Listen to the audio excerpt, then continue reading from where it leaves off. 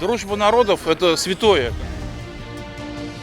Я украинец, поэтому уже дружба осуществилась. Я в Башкирии. Служить Родине – это защищать ее. Быть всем сердцем за нее, поддерживать ее. Ребята, правда за нами, мы в вас верим.